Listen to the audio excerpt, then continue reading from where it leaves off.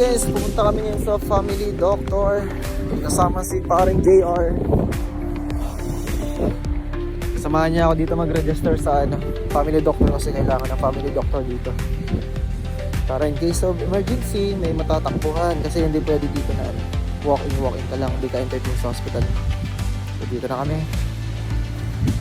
Gang!